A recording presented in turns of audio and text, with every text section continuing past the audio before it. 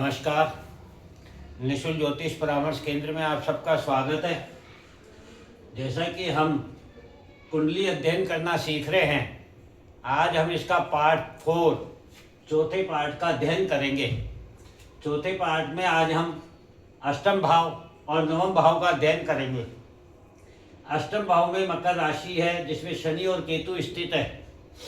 लग्न कुंडली के अष्टम भाव में मकर राशि में शनि केतु स्थित है।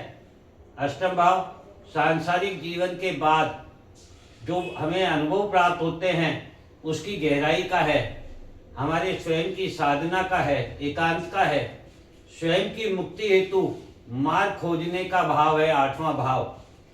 इसे हम यूँ भी समझ सकते हैं, जब हमारा शरीर, हमारी इंद्रियां इस भौतिक जगत में अनुपयोगी हो जाती है, अर्थात हम इस संसार के लिए उपयोगी नहीं रहते हैं, तो हम इस संसार परिवार पर बोझ बन जाते हैं।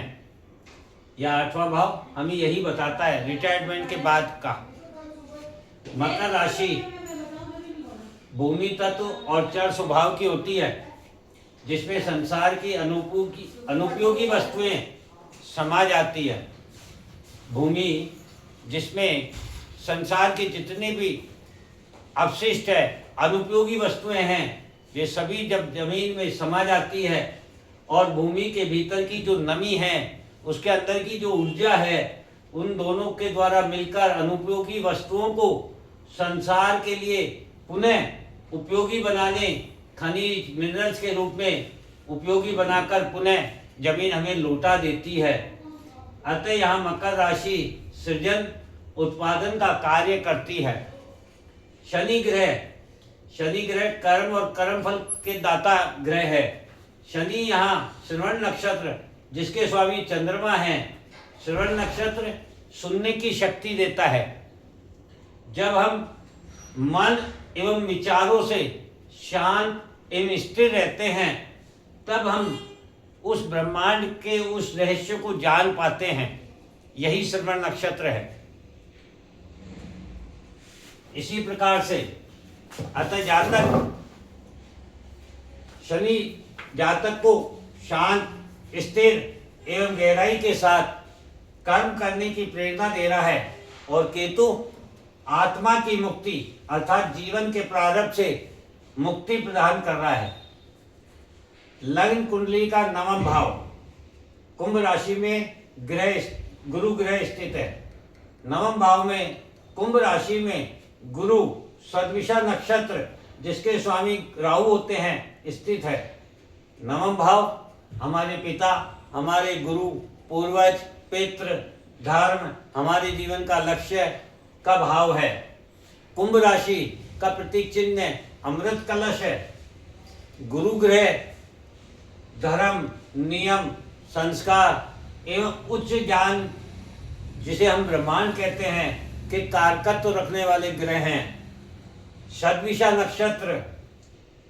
नक्षत्र आध्यात्म प्राप्ति एवं ब्रह्मांड का ज्ञान है। गुरु कुंडली में सप्तम एवं दसम भाव का स्वामी होकर, सप्तम और दसम भाव का स्वामी होकर नवम भाव में स्थित है। सप्तम भाव हमारे जीवन साथी का, हमारे संसार का, जिसमें हम अपनी दृष्टि से संसार को देखते हैं, और जैसा या तो हम संसार के अनुरूप बन जाते हैं या संसार को अपने अनुरूप बना लेते हैं। सप्तम भाव इसी बात का होता है।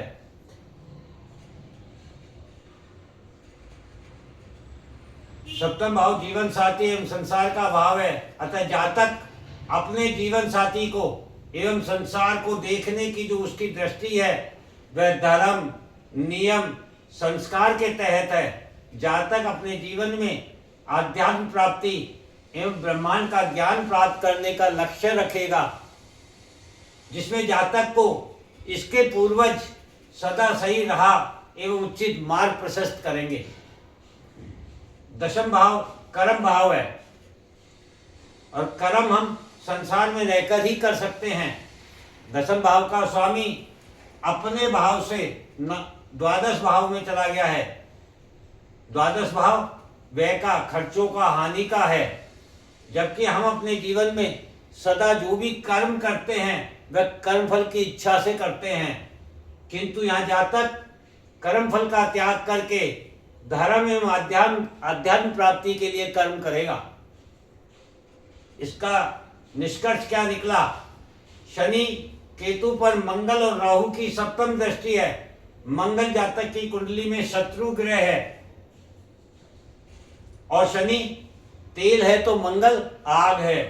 अतः जातक के जितने भी कर्म है, धर्म है, साधना है, शांति है, स्थिरता है, उसको उसके बड़े भाई बहन, परिवार, चाचा के द्वारा बाधा पहुंचाने एवं उग्रता प्रदान करने का प्रयत्न करेंगे। गुरु पर मंगल की 8वीं दृष्टि है। मंगल की 8वीं दृष्टि आंतरिक ऊर्जा देता है और गुरु और मंगल वैसे मित्र ग्रह भी होते हैं। अतः पारिवारिक शत्रुता के कारण ही जातक के पूर्वज जातक की आंतरिक ऊर्जा को जागृत कर शत्रुता से मुक्ति हेतु सहयोग करेंगे। इस प्रकार हमने जातक की लग्न कुंडली का संपूर्ण अध्ययन किया। ये लग्न कुंडली जातक के पूर्व जन्म का प्रारब्ध है। जातक इस जन्म के जो कर्म करेगा उसके अनुसार ही ये ग्रह फलादेश उसे फल प्रदान करेंगे। अब हम जातक के जन्म से मृत्यु तक का अध्ययन करेंगे। वो कैसे करेंगे? उसकी महादशा से, अंतरदशा से और प्रत्यंतर दशा के अनुसार। तो अगले एपिसोड में हम अब दशाओं के अनुसार उसके जन्म से लेकर उसके मृत्यु तक उसको मिलने वाले प्रभावों का अध्ययन करेंगे। जय हिंद, जय भारत।